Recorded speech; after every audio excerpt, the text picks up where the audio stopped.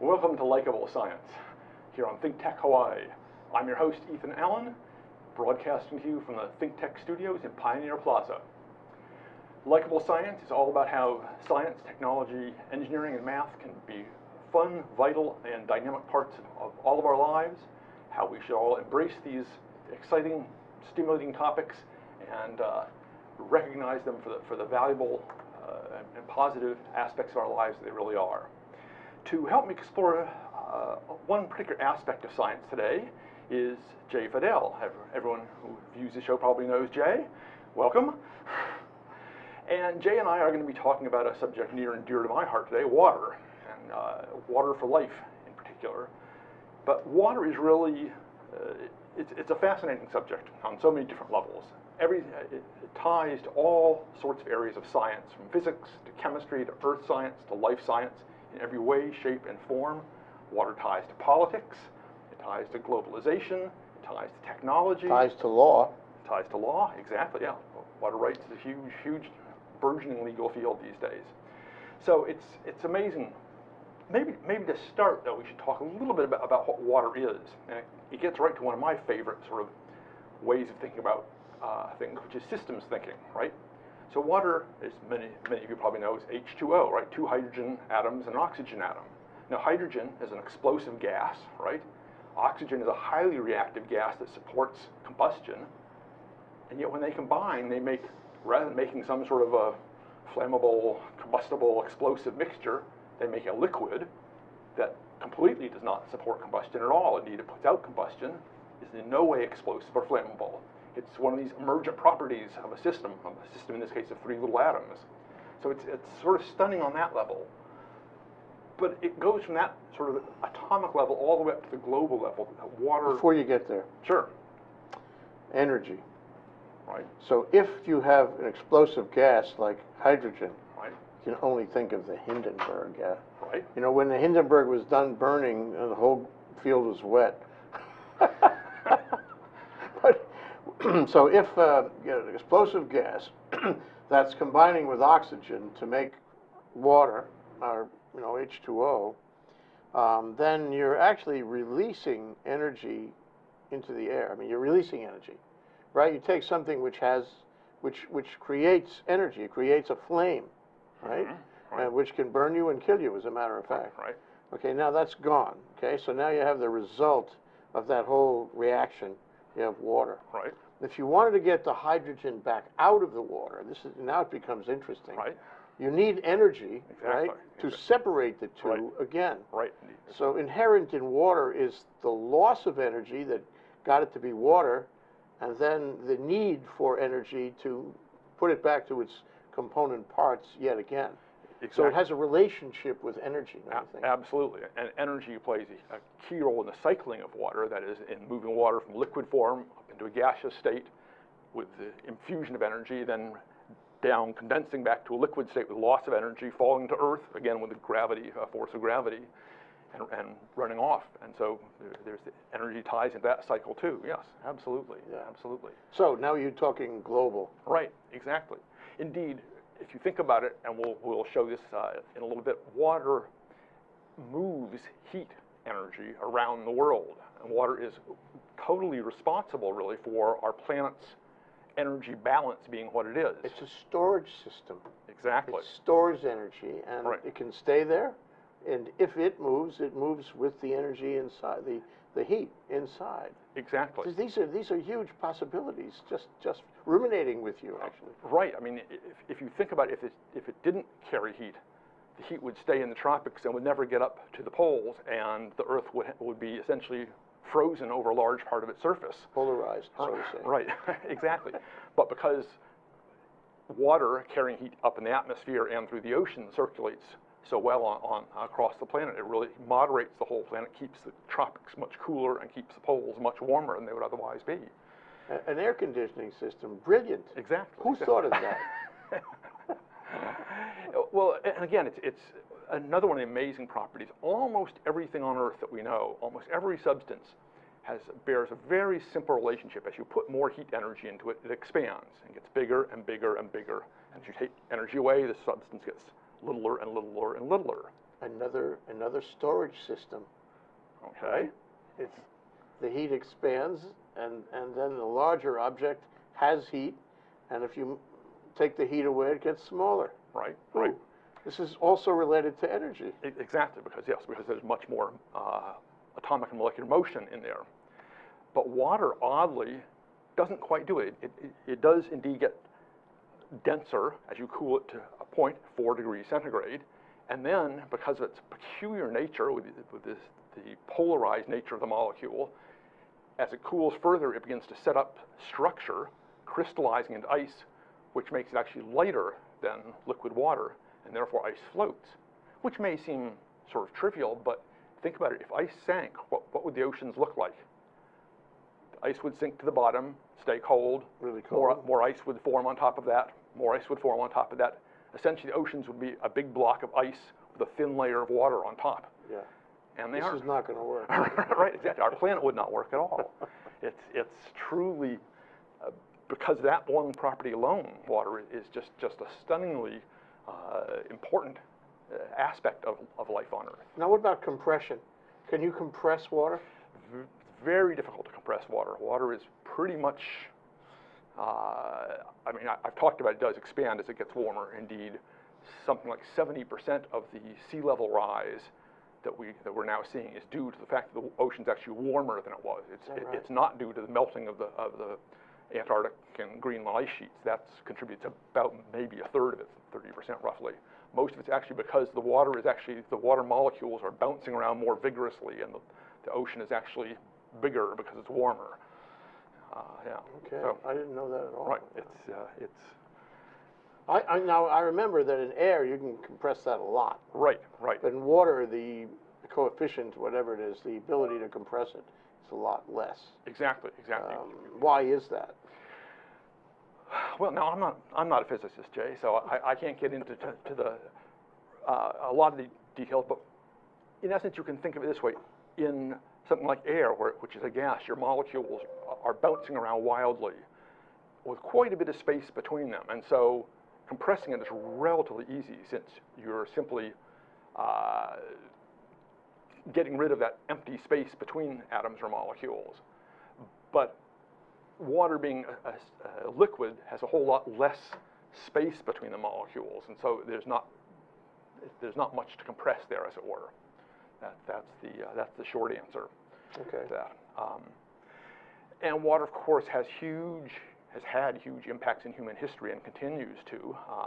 Well, on the whole biosphere, in everything Right. that's alive. Oh yes, every plant, every single cell every animal, of every single organism on Earth basically is a little factory based in water, and water-based reactions that all happen in an exquisitely balanced manner.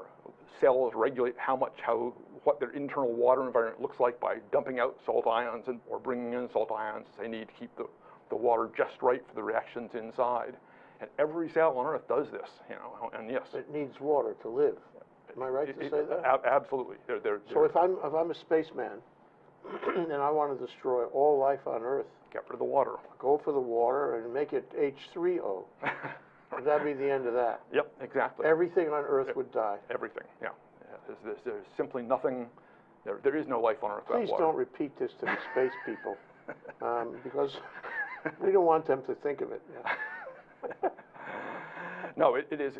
I mean, next to air, the air that we breathe, that's the thing that will kill you fast. You run out of air, that'll kill you in a matter of moments. You run out of water, and that'll kill you in a matter of a few days. And you can go much longer without food. But if I changed water to H3O, it would kill you really quick, wouldn't it? It's all your chemical processes would stop on a dime. That'd be the end of that. Well, yeah, it would be very interesting. It would be an interesting experiment to do. I want to stay far away from it. Yes, yeah. Let's do that. When we come back after our break here, I want to do a little bit of hands-on demonstration, but we should take our first break here at this point. So you're watching Likeable Science. I'm your host, Ethan Allen. With me today in the studio is our favorite host of ThinkTech, Jay Fidell. And Foil. And Foil. We'll be right back. Thank you. And aloha. My name's Greg Markham, and I have the privilege of hosting Living Legend Lawyers, Hawaii's HSBA 3D project. During the duration of this project, which will last about a year, we're going to be interviewing lawyers with 3-digit numbers, those assigned numbers 100 through 999 throughout the state of Hawaii and the neighbor islands. So we're going to include the entire state. And we're going to be getting stories and anecdotal evidence from these, if you will, from these lawyers of great standing, have had tremendous impact on our legal environment, primarily for our membership, those interested in the community, and most particularly the young lawyers who we hope, whose now numbers over 10,000, we hope will learn a great deal from our senior members and their vast knowledge and experience. We'll be doing this every other Tuesday for about a year, and then putting an edited version together for our membership at the annual bar dinner.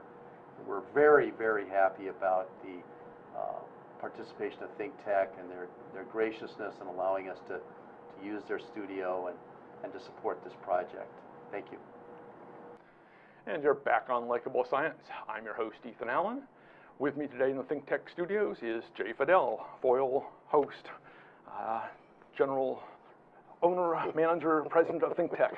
It's a 501c3, not to worry.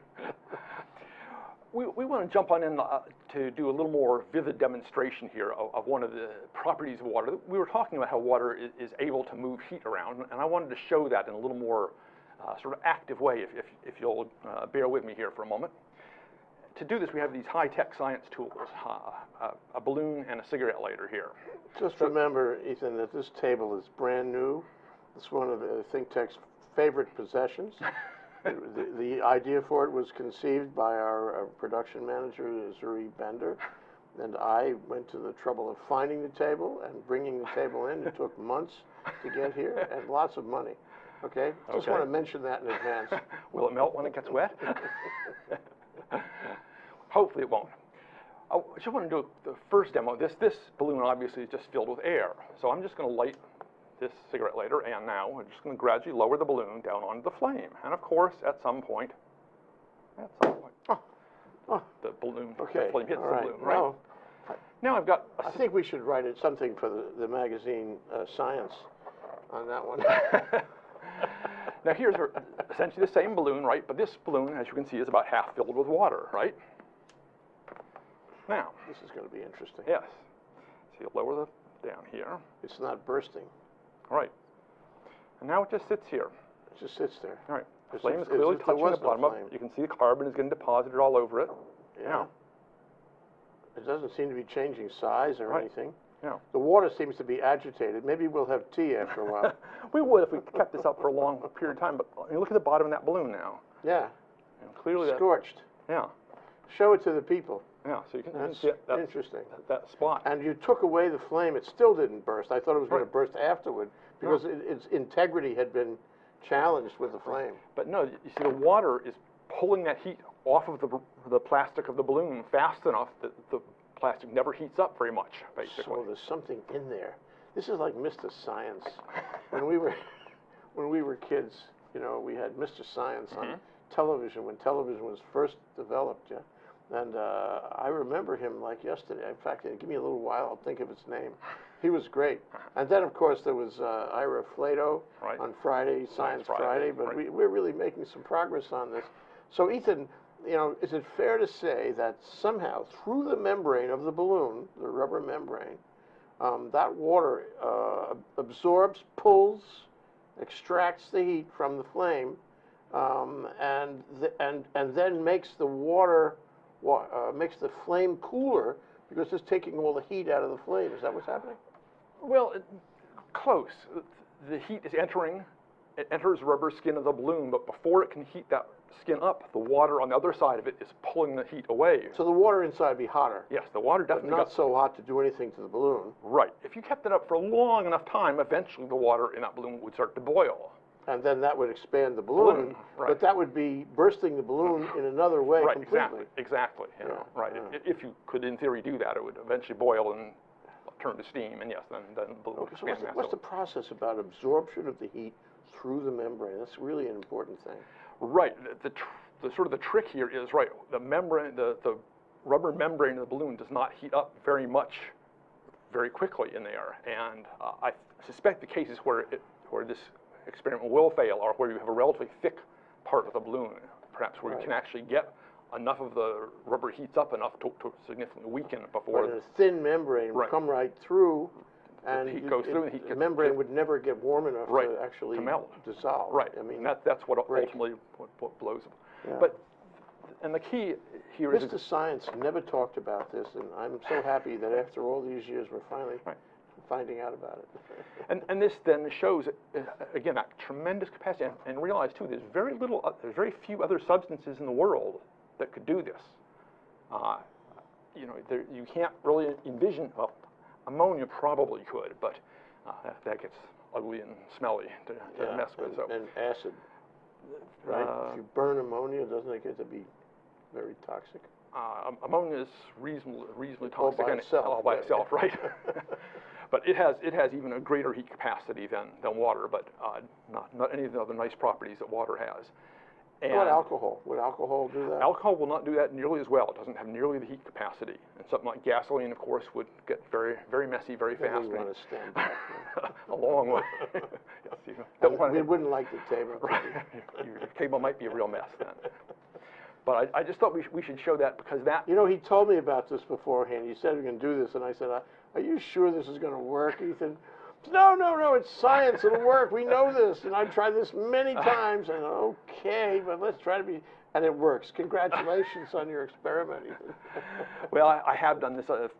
First time I did it at a workshop, I realized I'd only seen the videos of it being done, and I realized I should go and try it a little bit, 10 minutes before the workshop. You did try it. All right, I was frantically running it just to be sure that this was going to work. But it is a nice. What's nice about that, I think, is it's a very simple little demonstration. It doesn't involve anything complex, right? A water balloon, a cigarette lighter. So it shows you the absorption. But what does the absorption have to do with the biosphere?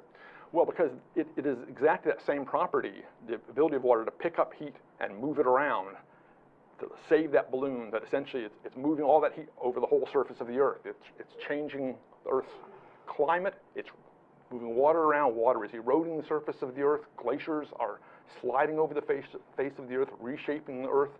So water is really fundamentally responsible for much of the very appearance of the whole surface of the Earth. But it's in my body. Yes. What do they say, 98% or some really high percent of your body is water?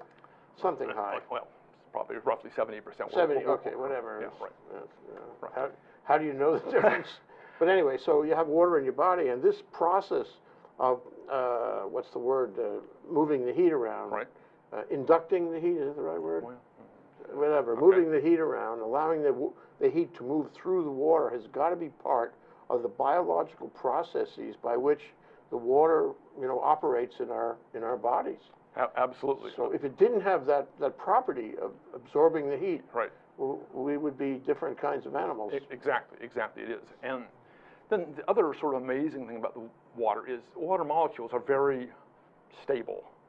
They're very persistent. They can change form. They can become a gas, a liquid, or a solid quite easily. Indeed, again, water is probably unique in that it's the only thing that we know about that can exist in solid, liquid, and gas states, all in a very simple and accessible temperature range to us. Up to this point in the history of the world, we have always assumed that the natural forces, the forces of nature, would always make sure that there was sufficient fresh water to sustain as much life as we wanted to have. But in recent years, Al Gore, what have you, all the issues about climate change and sustainability, now that axiom doesn't seem true anymore, that we may not have enough fresh water, and the natural process of nature, of the earth, may not generate enough fresh water for us to actually live. Indeed, we are pumping water now out of the aquifers, the big sort of sponges, as it were, that live under the surface of the earth, where all the water, or the vast majority of our fresh water is stored. We are pumping it out much, much faster than those aquifers are being recharged by rainfall, by runoff, by whatever. This is causing the land literally to sink in some areas quite dramatically. Parts of Parts of California are sinking at the rate of about a foot per year. That's a lot. That is huge. That is incredibly rapid motion. Well, there was this thing, I mean, I think we're talking about the same thing on 60 Minutes Right. only a few days ago, Right. which talked about the need in the Central Valley, California, to have water in order to grow the crops. And the crops in the Central Valley of California feed a good part of the country. Right. I mean, it's the most fertile place, I guess, in the country for all kinds of Right. fruits, vegetables, what have you, all kinds of agricultural products. It is a wonderment. On the other hand, if it doesn't have water, it's a dust bowl. Right. And it won't come back so quick. You know, dust bowls don't return right quick. Right. So they have to go down, or the valley will die. Right. And if they go down, they'll be sucking up water that won't be replaced ever, or at least not in a long time. Right. And what's worse, and this is when I saw that, I know you're talking about that, when I saw that and they said it sinks, it collapses on itself. The aquifer, which is a void in the sponge of the earth, when the aquifer loses the water, the soil on top compacts and comes down on it and closes it. So now there is no aquifer. There's no place for new water that filtrates into the earth to go, so there's no more aquifer. And when they finish with the aquifer and it's all collapsed, there's no more aquifer anytime. This is really scary for Central Valley, California, and the whole country. Well, yeah, and sort of on a global level, the Central Valley is not unique. The water is being pumped out from a lot of places. It's being pumped out in some very politically unstable places faster than it can be replaced, which is very, very unsettling because while people can live without oil, you can live without a lot of things, you cannot live without fresh water. You can't grow crops without it. Right. And therefore you It's can't support. irresponsibility to the nth degree to do that, knowing that it's unreplaceable. Right. And they had this fellow on 60 Minutes, and you know, he's very candid about it. Oh yeah, I know I'm wrecking the system, but they need the water here, and there's no other way to get it. Right, yeah, and our economic system at this point is not set up to reward water conservation in any sense. In California, as they were pointing out in that CBS program, farmers can drill and suck out as much water as they care to take, basically as long as they're putting it to good use, which is growing crops. It's going to have to change, but my guess is it'll be changed too late. Yes, and again, we see, I think, here in the Pacific, particularly on some of our smaller islands, we see the same issue sort of writ small, you know, where they have Trail islands. Well, they have That's Pacific Regional Education and Learning, and that's where Ethan does his work. Right. And all over the Pacific, and so the Pacific has a problem about water. Right, and these very small flat islands have these very narrow little aquifers, these tiny little lenses of fresh water that may only be a few feet thick, and those, they can see very easily how those get sucked dry or contaminated with salt water or contaminants from the surface. We see these same issues very quickly happening, the bad effects it has, and to think that this will be happening over this massive geographic scale, the big aquifers underlying much of the central U.S., underlying the Middle East, all these areas where this is happening, it's really a very sobering thought. It's a sobering thought for us right here in Hawaii. I wrote an article about this, and the word you used, lens, didn't get by me. I remember that the lens is kind of the connection between the aquifer and the water table. And it looks like a lens, like a contact lens, Right. that you would put in your eye. In these, right, on these low islands here in the Pacific, the salt water comes up and the fresh water floats because it's a little less dense. It floats just on top of it and usually compressed in a very thin little layer, which is how it gets its lens-type shape, as you know. Yeah. So, and you can damage a lens the same way as you can damage that substrata of the aquifer. Right. And when you damage it, you don't have the lens anymore, and you don't have the access to the water anymore. And we're doing that. We're doing that right now. Exactly. But right now, we're going to actually take a break. Oh, okay. We're on Likeable Science here. Yeah, I'm your host, Ethan Allen. With me is Jay Fidell. We've been talking about matters of water for life, and we're going to be back in just a moment to talk some more about it. This is Alice Lee Hagen, host of ThinkTech Hawaii Business Education Spotlight. My show here at ThinkTech Hawaii is every Thursday from 3 to 4 in the afternoon. I bring in interesting guests from Hawaii, the mainland, and hopefully international guests in the future. Do join us on Thursday from 3 to 4 p.m. ThinkTech Hawaii Business Education Spotlight. Aloha. Hi, my name is Seymour Kazimirski. I have a show called Seymour's World on ThinkTech Hawaii. Our show is about opening minds and facilitating conversations. To tell you the truth, I have no idea what we're going to be talking about. I have no idea who our guests are going to be, but I guarantee you we're going to have lots and lots of fun. Aloha from Seymour's World. Kinds of water treatment. And you're back on Likeable Science here on ThinkTech Hawaii. I'm your host, Ethan Allen. And joining me today in the studio is ThinkTech's very own Jay Fidell. We're talking about water. We've spent the last part of the show talking a bit about some of the challenges and problems of water, and now Jay and I will proceed to solve those problems. Well, yeah, I mean, I think, of course, you want to, consider the world, but, how long can you go without water, really? And so if we didn't have potable water in this community, we'd be in big trouble. I mean, for a lot of reasons. It's not only drinking water, but so many other things. And we could spend all the show, peeking at all the things that we need the fresh water for. But I wrote an article about this, and I followed some of the concerned thinking around the world about the disappearance of potable water, and what systems had been designed, what equipment had been designed, what special processes have been designed and patented to give us water when we start, which we already have started, running out of it. And one of them, just one, I mean, there's other ways too, but one of them is to take seawater and desalinate it. Right, and here, particularly here in the Pacific Islands, it's a beautiful solution because we have, one, lots and lots of seawater around us, and two, lots and lots of energy in terms of solar power, right? Yeah. And people are working indeed on solar power desalination systems. Indeed, one of my guests on a show earlier this year was demonstrating a pilot system they have. And that really, you think it has to be the wave of the future, because yes, 97% of the water on Earth is salt water. I mean, all of our fresh water and the aquifers we're talking about all are really just a little part of, 3% of the water, a tiny little drop in the bucket, as it were, whereas most of the water on Earth is salt water. And if we can simply change that back into fresh water, which is simply a matter of evaporating it, taking it away and condensing it, recondensing it, because the salt stays behind when you evaporate, then our supplies of salt water are essentially unlimited.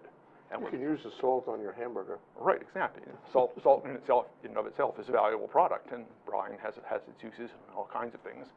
But yes, and so the question is how can we do that in an economically effective way? Ah, the magic word, economically effective. Right. Yeah. Well, that's what I found in looking at this. I found that San Diego, for example, had a great project, but it was going to take a long time, and it's going to cost billions.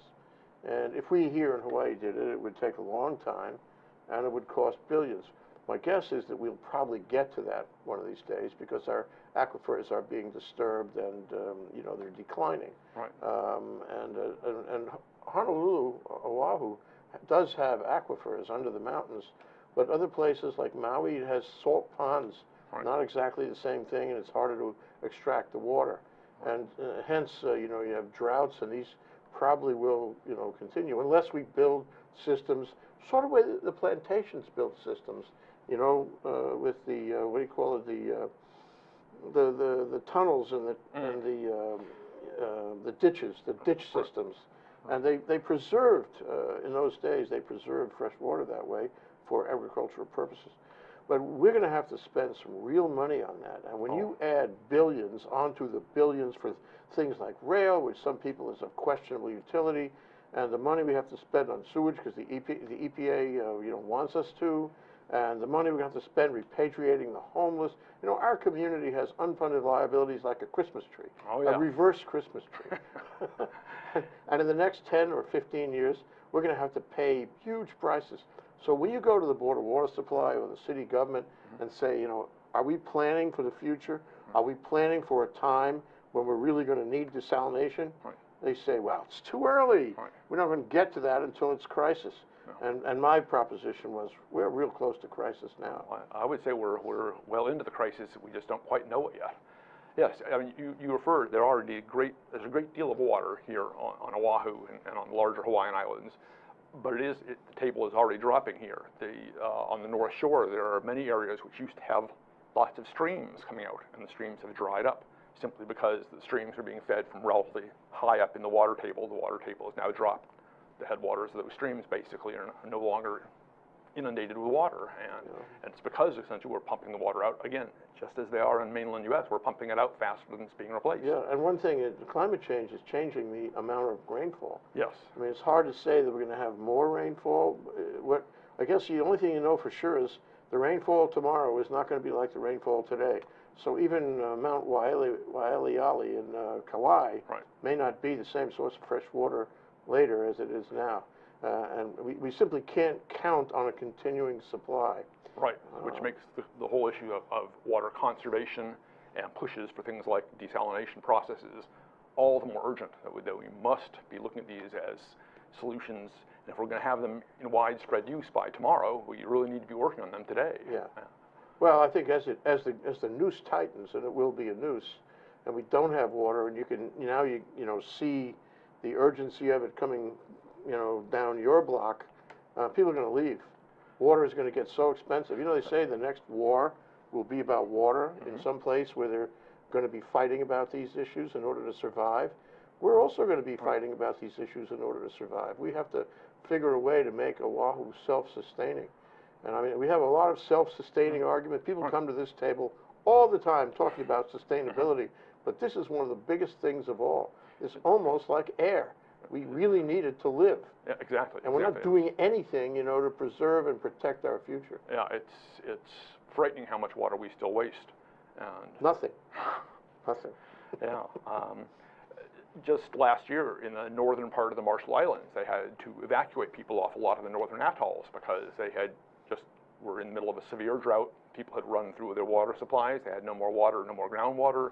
They were sending in bottled water for a while, but at some point we can't just keep sending people bottled water. It's cheaper to move the people off than to keep sending more bottled water on in. And again, one sort of can see the handwriting on the wall that, yes, as you say, we're going to have water conflicts here, certainly in Hawaii. It's going to be a run-up, don't you think? In the Mideast, I suspect we're going to see a lot more of it there. Real war. I mean, Turkey right now is damming up and building reservoirs, cutting off the water downstream in other countries there who are now having to drill deeper wells, suck water out of their aquifers even faster. The battle of slant drilling, right? Go get the other guy's water. Oh yeah, oh yeah. And use the dam to prevent him from getting your water. These things are going to result in violence. Oh yes, yeah. But we have, as you mentioned, Ethan, we have the sun, which is a source of energy. In fact, arguably, we have more energy than we actually can use. We are beautifully, we're beautifully positioned here. And the thing about desalination, you could use the solar during the day when it's available. Right. You don't have to worry about storage, or you don't have to do the desalination process at night. Right. Just during the day when you have the power that nobody can use. You have too much. Yeah. Okay. And so you take that, and we have the seawater, which you said before. All we need to do is take the salt out of the well. We have to take other things out too. But that's a filtration process. Right. It's not expensive. The expensive part is building these plants that will remove the salt. So we have the sun and the solar possibility. We have the water right out there. All we need is money. Mm-hmm. But money, we're not good at this. Right. And we need political will to raise the money, spend the money, look down the road into the future. Right. To also, part of this is the whole rapid advances in solar technologies that are going to play into this. How do you get materials that are able to, for instance, turn sunlight into electricity cheaply and effectively? And as that's already dropped dramatically in terms of costs, and as it continues to drop, that's going to begin to make some of these technologies more and more and more attractive, particularly as you have to drill deeper and spend more money getting your water out of your ground. Right. Getting the water out of the ocean is It's going to reach a point where we can't get it out of the ground anymore. We Right. have to do it by desalination. Right. But you know, it takes 5 or 10 years, maybe 15 years to build a scaled-up plant that will serve a community, that will serve a city or a whole island like Oahu. This is not something that, this is one of the points I made in the article, which I have read about. It's not as if you can say, well, I guess we need a desalination plant now, and we'll build it in a year. No. It's decades. It's huge.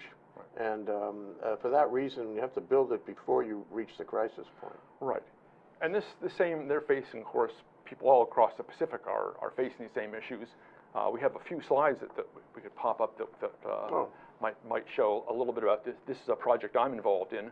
It's a project called Water for Life, and it's looking at how to get better quality drinking water to people in Chuuk, Yap, Palau, and the Marshall Islands.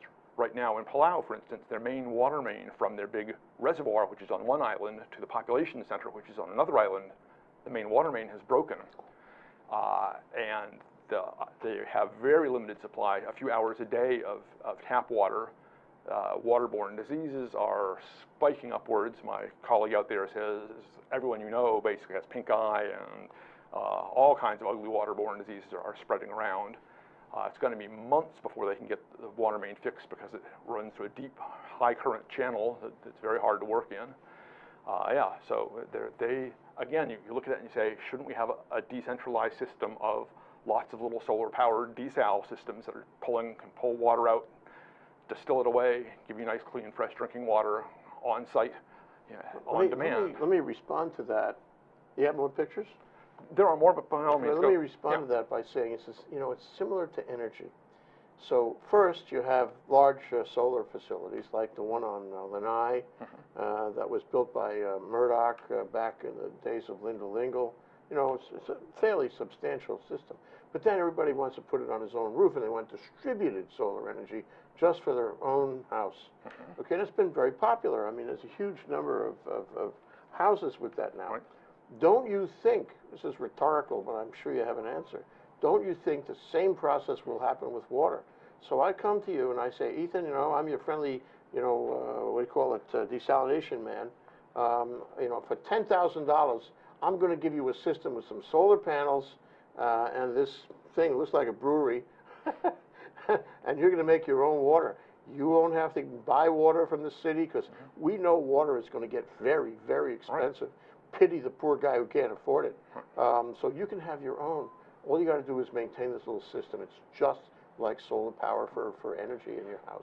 Right. The one small difference is sort of because as you get away from your large bodies of salt water that is away from the coastline, it becomes more and more complex to run those systems.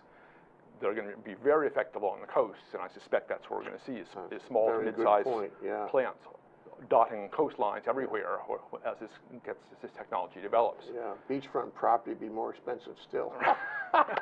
Just what the world needs. Why don't you look at some more pictures? Sure. So we can go to the next thing there. So yeah, these are sort of the mechanics of how I get this project to work. I get teams of experts, local educators, local environmental people, local water resource people, to work together to tell me what's needed there, what are their priorities, what are their issues, and what are the solutions. And the next slide sort of talks a little more about the ways that these groups, these core teams I call them, move ahead and do this sort of work, how they involve communities, and it's been great. The response in these communities has been just overwhelming.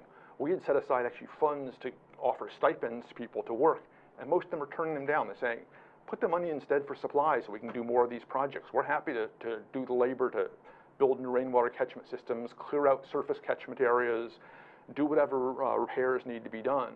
We're happy to volunteer our time and energy to do that as long as we have the tools to do it and the supplies. So yeah, we have projects going on there in the Marshall Islands. We're working with the schools there so they can supply good quality drinking water to all their students, which sort of seems like a no-brainer.